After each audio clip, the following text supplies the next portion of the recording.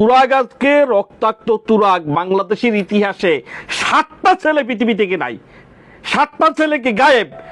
এদের কি অপরাধ, কি অপরাধের কারণে এই মানুষগুলিকে হত্যা করতে হবে? হত্যা দিয়ে যদি রাজনীতি হয়, রাজনীতি কি হত্যা রাজনীতি চলবে নাকি রাজনীতিটা করি মাটি এবং মানুষের জন্য? যে কমিটমেন্ট, রাজনৈতিক যে কমিটমেন্ট থাকে রাজনীতিবিদেরা জনগণের সাথে, কিন্তু এখন জনগণকে যদি হত্যা করে, আজকে যে ছেলেটাকে হত্যা করা হলো এই ছেলেটা তো আগামীতে বিএনপির মতাদর্শে আসতে পারতো, এই ছেলেটা তো আজকে আগামী দিনে জামাতের মতাদর্শ নিতে পারতো, হয়তো বা যদি আদর্শিকগত কোনো ডিফারেন্ট থাকে। কিন্তু মানুষকে হত্যা করে আমি ক্ষমতায় থাকতে হবে, ক্ষমতায় টিকে থাকতে হবে, আমার ক্ষমতা থাকার জন্য আমি হত্যাকাণ্ড করতে হবে, এটা আমার সংবিধান লাই করে না। এটা সংবিধানের পরিপন্থী। এটা এখন কোন জামানা চলতেছে? এইটা এখন ফেরাউন নমরুদের শাসন অবস্থাটাকে কন্টিনিউশন করলে কি আসবে?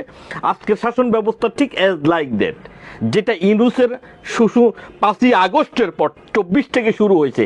এই হত্যাকাণ্ড বাংলাদেশে আর বন্ধ হয়নি। এই হত্যাকাণ্ডের শেষ কোথায় গিয়ে দাঁড়ায়? আগামী কত বছর এই হত্যাকাণ্ড বাংলাদেশে চলবে আই ডোন্ট নো।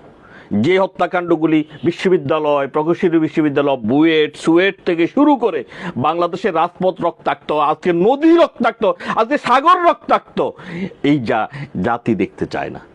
এই জাতির যে কমিটমেন্ট করে ওনারা, যে আমি দাবি নির্বাচন করে যে নির্বাচিত সরকার এসেছে, এই সরকারের কাছে মানুষ আইনের শাসন চায়। এই সরকারের কাছে টেরোরিস্ট অ্যান্ড টেরোরিজমের প্রধান ইউনূসের কপিরাইট শাসন ব্যবস্থা দেখতে চায় না। আজকে শাসনটা তো ইউনূসের কপিরাইট শাসন চলতেছে, অ্যাজ লাইক দ্যাট। ইউনূসের লোক এখন পররাষ্ট্র মন্ত্রণালয়ের দায়িত্বে আছে। ইউনূসের লোকেরা আজকে, ইউনূস এবং ডিপ স্টেটের ব্যক্তিরা আজকে ক্যাবিনেটে আছে। এরা বাংলাদেশের স্বাধীনতাকে বিপন্ন করতে চায়, বাংলাদেশের পতাকাকে বিপন্ন করতে চায়, সার্বভৌমত্বকে পরিবর্তন করতে চায়। এই কারণেই আজকে বাংলাদেশের এই হত্যাকাণ্ডগুলি রাষ্ট্র কি দেখে না? আজকের প্রধানমন্ত্রী, ওনার বাবা রাষ্ট্রপতি ছিল, ওনার মা 3বারের প্রধানমন্ত্রী, উনি দেখেন না? উনি পত্রপত্রিকা নিউজ, ওনার কাছে গিয়ে মেসেজ যাচ্ছে না? প্রতিদিন খুন, হত্যা, জখম, লুণ্ঠন। গত 100 দিনের যে উপাদান, 100 দিনের যে উপহার জাতির সামনে, 606টা খুনের মামলা এজার হয়েছে, সেইটা কি উনি দেখেন নাই? টিআইবি রিপোর্ট দেখেন নাই? বিভিন্ন পত্রপত্রিকার মেসেজ স্বরাষ্ট্রমন্ত্রী এবং প্রধানমন্ত্রী দেখেন না? আমরা জাতির কাছে, জাতির পক্ষ থেকে প্রধানমন্ত্রীকে আমরা জানাবো যে আপনি অতি সত্বর আপনার প্রয়োজনীয় ব্যবস্থা গ্রহণ না করলে এই জাতি একটা গৃহযুদ্ধের দিকে চলে যাবে। আর কোনো উপায় নেই, গৃহযুদ্ধের বিকল্প কিছু নেই। 5ই আগস্টের পরে বাংলাদেশের যে ধারাবাহিক হত্যাকাণ্ড কর্মকাণ্ড পরিচালিত, টেরোরিস্ট অ্যান্ড টেরোরিজমের প্রধান যখন ইউনূস আসে, ইউনূসের পরবর্তীতে ধারাবাহিক যে কন্টিনিউশনটা করছে হত্যাকাণ্ডের, তারই ধারাবাহিকতা আজকের এই তুরাগ, রক্তাক্ত তুরাগ। এইটা পৃথিবীর মানবিকতা বলতে আর কোনো শব্দ নাই।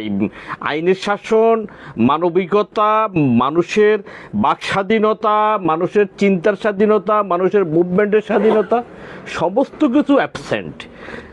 তুরাগটা কি ঘটল? তুরাগটা হলো সুনির্দিষ্ট একটা ম্যাটার। একটা রাজনৈতিক সংগঠনের, ছাত্র সংগঠনের নেতাকর্মীরা তারা একটা মিছিল করেছে একটা জায়গায়। এইটা কোনো অপরাধ না, এটা কোনো অফেন্স না। কাউকে কণ্ঠস্তব্ধ করে দিয়ে তো একটা রাষ্ট্র চলতে পারে না, একটা জাতি চলতে পারে না। আজকের যে শাসন ব্যবস্থা বা ইতিপূর্বের যে শাসন ব্যবস্থা, টেরোরিস্টের প্রধান, টেরোরিজমের প্রধান ইউনূস যে শাসন ব্যবস্থাটা প্রচলন করে দিয়ে গেছে, একটা রাজনৈতিক দলকে নির্বাচন থেকে বঞ্চিত করে একটা রাজনৈতিক দলের নিবন্ধন বন্ধ করে দিয়েছেন, নিবন্ধন কথা বলা বন্ধ করে দিয়েছেন। তো এখন কথা বলা যখন আপনি বন্ধ করে দিলেন, যাদের মাধ্যমে দেশ হলো, জাতি হলো, পতাকা আসলো, স্বাধীনতা আসলো, সেই রাজনৈতিক দলেরই 77তম প্রতিষ্ঠা বার্ষিকী পালন করতে গিয়েছে ছাত্রলীগের কর্মীরা। এটা কোনো অপরাধের বিষয় না।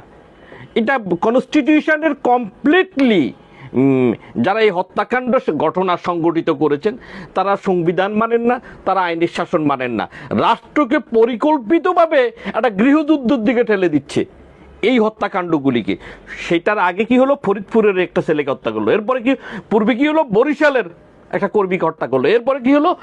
চট্টগ্রামের সাতখানিয়ার একটা ছেলেকে হত্যা করা হলো। এই যে হত্যা, গত 15 দিনের হত্যার সংখ্যাটা আপনি দেখেন, আপনি গত 15 দিনের যে হত্যাকাণ্ড,